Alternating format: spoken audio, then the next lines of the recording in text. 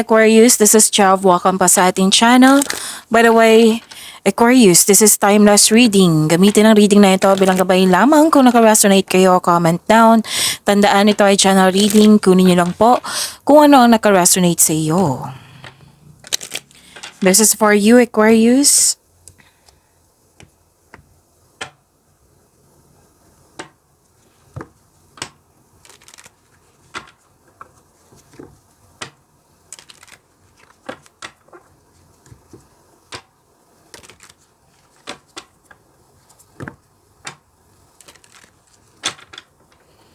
Para po ito sa iyo, Aquarius.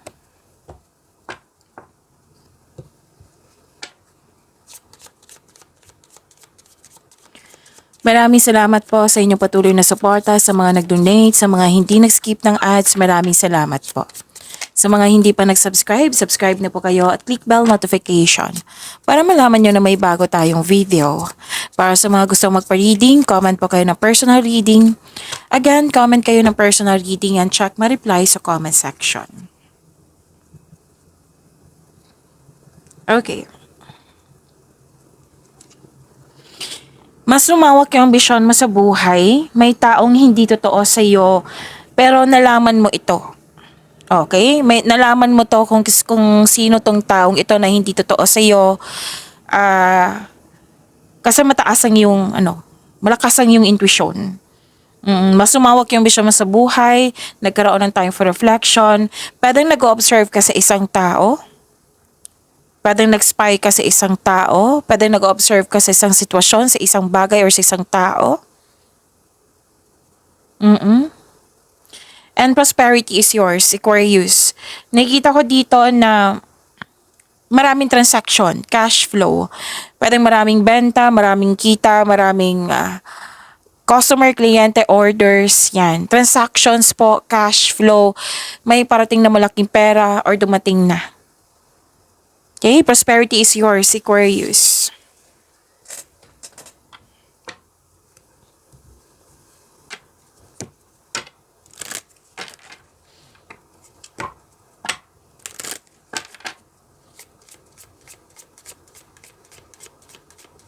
Spirits, guide angels, archangels, guardian angels, message pa para kay Aquarius. I need 2 cards po. 333, spiritual awakening. Your spiritual awakening is unfolding. Trust your inner wisdom and follow your path. Angel number 1313, trust your intuition. Trust your intuition, it's guiding you towards a brighter future. So, nag-clarify siya sa inyong oracle cards kanina na malakas ang iyong intuition. Kailangan mo lang makinig kung pwede po.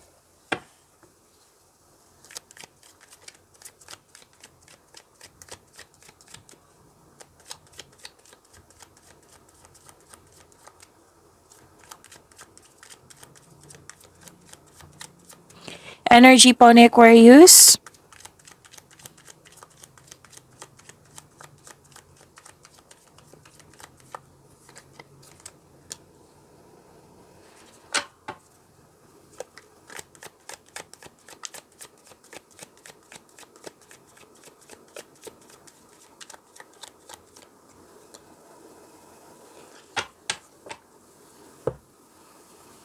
Kung may napansin kayo na repeating message, yan po yung pinupush ng cards nyo po. Like for example, nanood kayo sa inyong monthly gabay tarot reading, weekly gabay tarot reading, at dito din.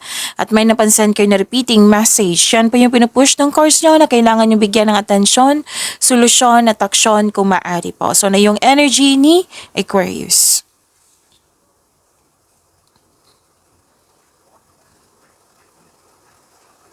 Okay, balance. May kasiyahan buhat sa paglilibang, nagbabalanse. Nagdadalawang isip na magdesisyon if you're going to travel, enough ba ang money mo? Yan, nagbabalanse kayo. Nagkaroon din ng stability. Okay? And sabi ng card na this card reminds you na magkakaroon ka ng balanse sa inyong schedule, panahon sa sarili, sa pamilya, sa partner. Kasi nakita ko dito sobrang busy sa passion mo or sa travel or sa trabaho. So, kailangan ng pagbalanse ng oras dito. Pero then, pagbalanse sa kaperahan. Kasi ang advice ng card nyo dito, tamang pag-manage o sa financial at budget para mas lumago pa ang iyong kaperahan. Okay?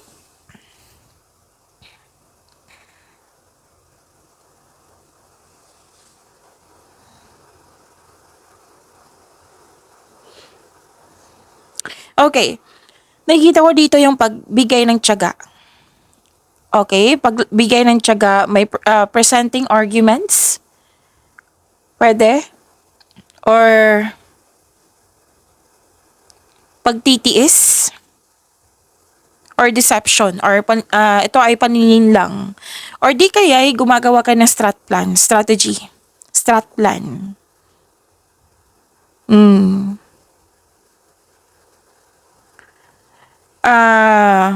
Bumuo po daw kayo ng diskarte upang makuha ang gusto mo or umalis kayo sa toxicity. Umalis or umiwas sa toxicity. Tapos iwasan nyo din po yung self-deception. Oo. Kasi may nakita ko ditong may iniisip ka kahit hindi naman totoo. Oo. Tapos kung may iniisip ka, kailangan mong gusto mo or kailangan mong mag-open up ka sa isang tao regarding sa iyong problema. Like may tinatago ka. Oo. So open up your concern at magkaroon ka ng honest conversation. So kailangan ng honesty dito at pagiging prangka.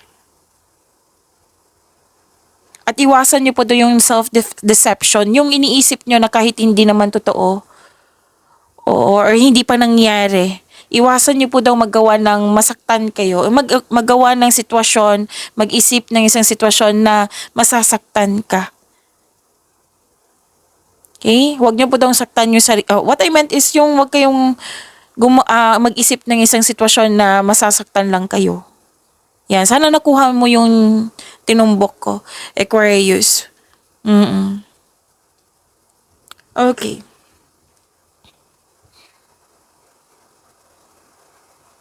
May nakita rin ako ditong lihim. Na alam mo na may lihim, na dala-dala mo siya, kailangan nyo mag-usap. Kailangan nyo maging tapat at maging bukas at makipag-usap ng malinaw. Yan. So, mas malalim, 'di ba? Oo, malalim yung dito, mensahe.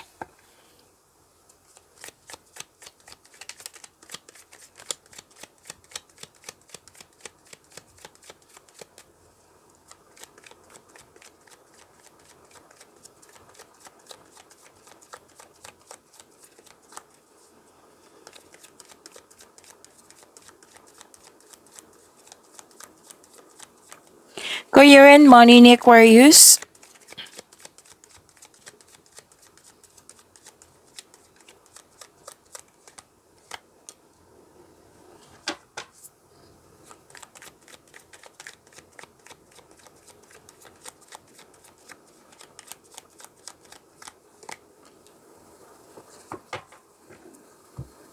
Okay.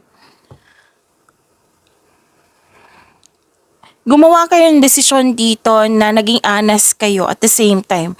At ang sabi ng card nyo dito na magaling kayong gumawa ng desisyon. Tapos humingi po daw kayo ng tulong mula sa trustworthy na kasamahan mo dyan or alam, may experience na sa business industry. Oo. At tsakin na makagawa kayo ng diskarte sa inyong kaperahan at layunin. Yan ang sabi dito. Makinig po daw kayo sa inyong intuition. So, this is the second card na nagsabi na makinig kayo sa inyong intuition. So, no. This is a third card. Kasi mayroon din dito. Trust your intuition. Manindigan po kayo para sa inyong paniniwala. Focus kayo sa logical at katwiran kaysa sa umasa sa inyong emotion.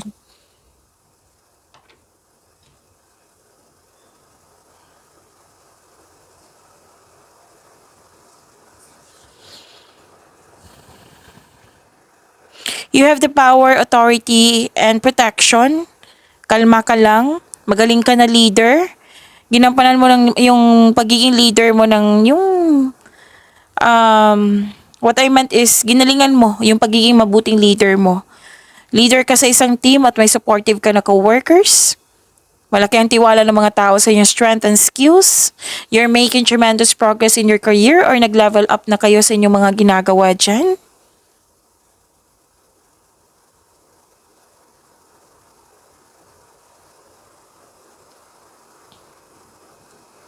Ang ilan sa inyo dito magaling magturo. Instructor, what I meant instructor, professor, teacher, mentor. You're earning money as a teacher. Ang ilan sa inyo. Kasi may usapin dito na education, teacher, student. And may energy dito na isang teacher. Pwedeng proctor ka, ano pa, instructor, professor, teacher, ano pa, mentor, coach, yan. Pwede din balik-aral kayo, nag-self-study kayo or balik-aral kayo. Oo. Kasi gusto mo magkaroon ng traditional career path or you are moving up to the ladder of success. Like for example, mag-take ka ng board exam or mag-take ka ng masteral. Pwede din nagpa-enroll ka sa seminar, workshop, yan. Para sa improvement mo. Okay?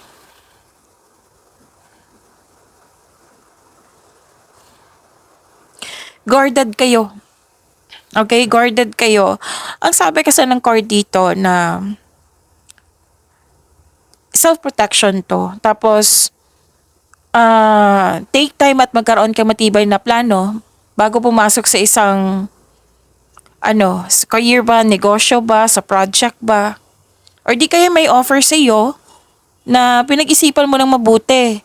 Kasi gusto mo yung perfect decision, perfect choice. Kasi ayaw mo magkaroon ng negative outcome. It might be may nangyari sa nakaraan na ayaw mo mangyari yon yung negative outcome. Ngayon, naging wiser ka. Pero yung advice ng card nyo dito, don't hesitate too long. Listen to your intuition and choose options that make sense on a gut level. So, dalawang card na mismo nagsabi dito na masusunod yung gusto mo. Ideas, plano, desisyon. Kahit may tutor dyan, masusunod talaga yung gusto mo. Maabot mo yung gusto mo. Nakita ko nga yan dito yung success and victory. Well, actually, mahigit pa to sa success. This is victory.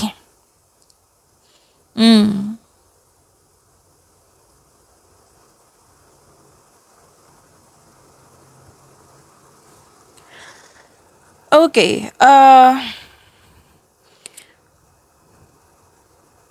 May grupo ng tao dito na very supportive sa iyo, na sila yung dahilan, isa sa dahilan na na-motivate ka. Nagkaroon ka ng focus sa pag-achieve ng goal mo. Nang dahil sa suporta nila, na-motivate po kayo. So, pasensya na po sa boses ko kasi napapaos po ako.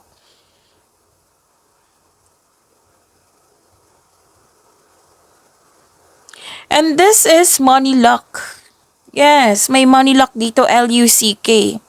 Hope and healing din ito. Kung may nawala sa inyo, sa nakaraan to oo, ngayon, bawing-bawi ka na. Oo. You may be guided to begin a new business also.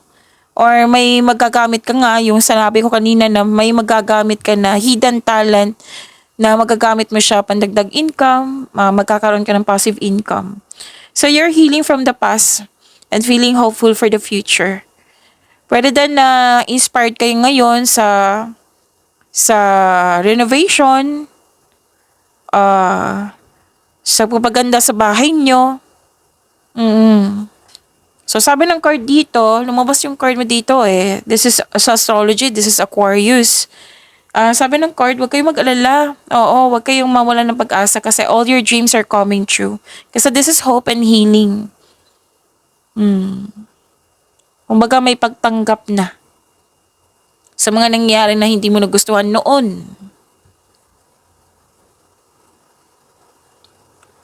This is long-term abundance, steady progress. Sa mga nag-invest dyan na nababagalan kayo, Habaan niyo po yung pasensya niyo, sabi ng yung card. Kasi nang magbubunga naman ito ng masaganang resulta kung hayaan mo lang itong magbunga. Patuloy niyo lang po yung steady action niyo. O, pagsisipag niyo sa araw-araw, pagiging productive niyo sa araw-araw. And, taasan po yung pasensya. Yan yung kailangan po. And be realistic about your expectation. Kasi baka may expectation kayo na ganito, tapos hindi pala nabigay, hindi pala nangyari. So, be realistic about your expectation. Kung ikaw ay naghahanap ng trabaho or nag-iisip ng bagong karera, may perfect time po. Okay? May perfect time. So, claim niyo po itong long-term abundance and steady progress. Ang ganda nito.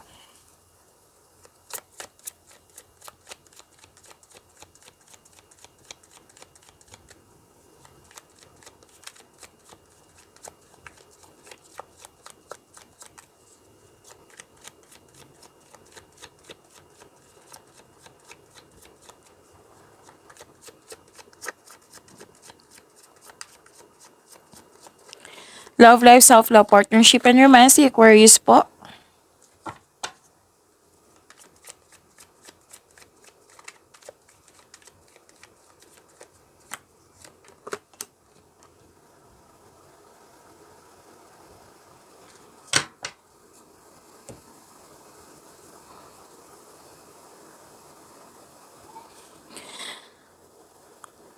Sa mga single dyan, may ma-attract kayong tao na sobrang successful sa buhay at masaya at ready na ito sa seryosong relasyon.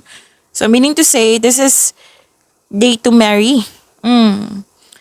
Sa mga marelasyon, pasensya na po ha, napapaos na ako. Sa mga marelasyon sa buhay mag-asawa, love and happiness overflow. Sobrang satisfied kayo sa inyong relasyon, kaya deserve niyong magbakasyon or mag-relax, mag-staycation sa bahay at mag-enjoy. So you have overflowing abundance po. Your health is improving also, and you're welcoming overall feelings of happiness and joy. So this card signals abundance in all areas of your life. Sobrang satisfied mo ngayon.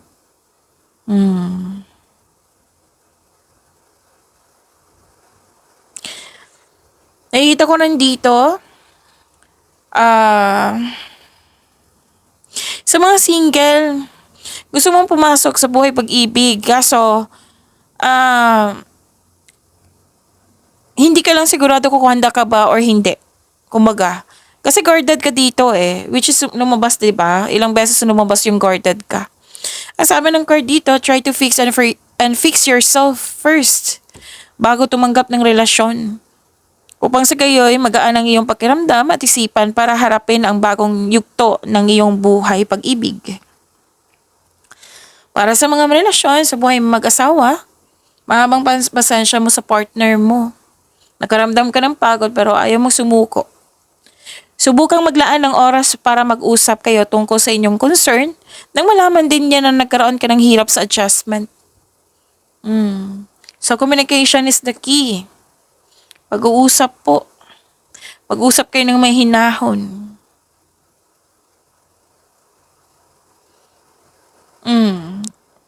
Kahit guarded ka ilang beses lumabas dito. Kahit guarded ka, may parating talaga ng tao sa iyo. Aquarius. Tapos, sa mga marelasyon sa buhay mag-asawa, may plano kayo mag-level up. Pwedeng kasal, magbukod, or bumili ng bahay, or may project kayo para sa pag-level up nyo. May ilang couple dito na kontento na sa inyong pagmamahalan.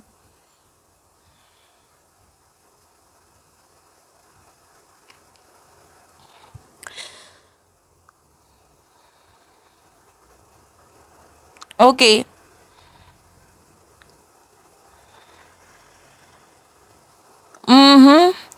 Sa mga relasyon dito sa buhay mag-asawa, may pangyayaring aminan, proposal po. Oo, dalawang card na mismo nagsabi dito ha. It might be this is project, nagkaroon ng sense of stability, pag-level up nyo, yan. Sa mga single, ang advice po dito, itong taong naparating talaga sa iyo, take things slow. Kilalanin mo muna. Enjoy nyo po yung getting to know each other stage nyo, Aquarius. Okay? Pag-imanin nyo po yung blessings sa binigay sa inyo, Aquarius. See you tomorrow. Maraming salamat po.